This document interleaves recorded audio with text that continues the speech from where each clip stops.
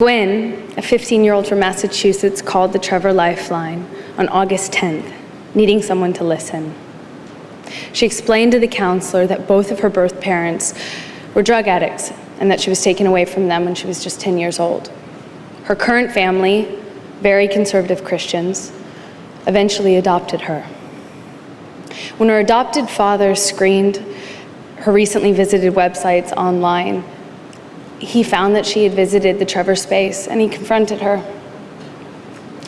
Gwen then admitted to her parents that she was a lesbian. They didn't respond that well. And at that time, she called the Lifeline. They were threatening to send her at that moment to reparative therapy to fix her. Gwen knew it wasn't that simple. She'd been bullied in school, but the administration ignored it and did nothing to help her, telling her that it happens to everyone. The counselors stayed present with Gwen on the phone, empathizing with her and reminding her how special she was, how smart she was to have called in the first place. When Gwen said that she felt like a freak, the counselor told her that her feelings were completely normal and that there was nothing wrong with her at all.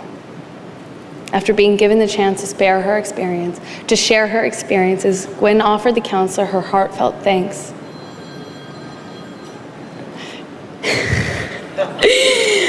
Thank you, I so needed that. Thank you so much. That is Amber Heard telling a story of a suicidal girl who got help from the counselors, and as you can see, she burst into laughter. And not just a silent smile, but rather a big laugh that made other people follow along too. Her partner seemed more composed in the entire situation than she was. No offense to her, but she was just not making me feel her story. She even told everyone of the fact that everything the two were saying is scripted. It's really sad that she had that attitude at a teen suicide event. We didn't expect her to be sad or anything.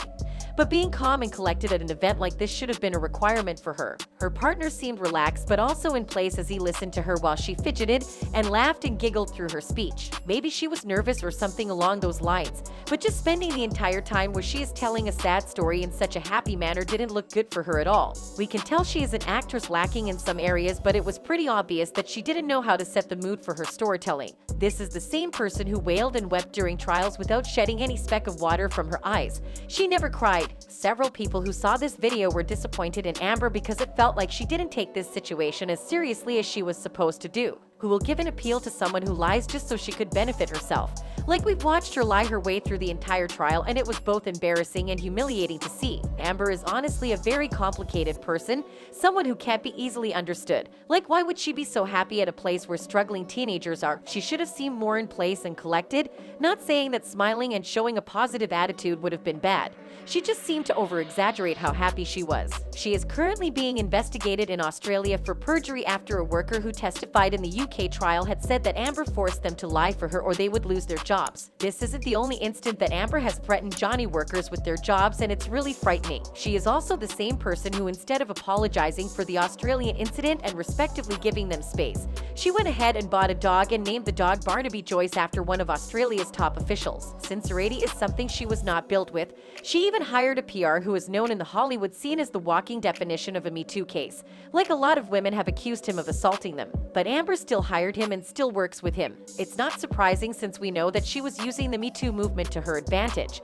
But it's still sad knowing Amber ruined a man's life for his fame and his money. She has claimed she will appeal, but with all the negative stuff following her these days, I don't think the appeal will really pass through. She and her counsel went on several shows claiming Judge Perez had been biased and that she had favored Johnny over them, and that the jury had based their decision based on the simple fact that Johnny is a celebrity and everyone had created a frenzy about him on the internet. First of all, that was very rude and extremely unprofessional for them to go talking about this hardworking individuals like that. And the second thing is that who would want to take her case if they know Amber could go around talking ill about them?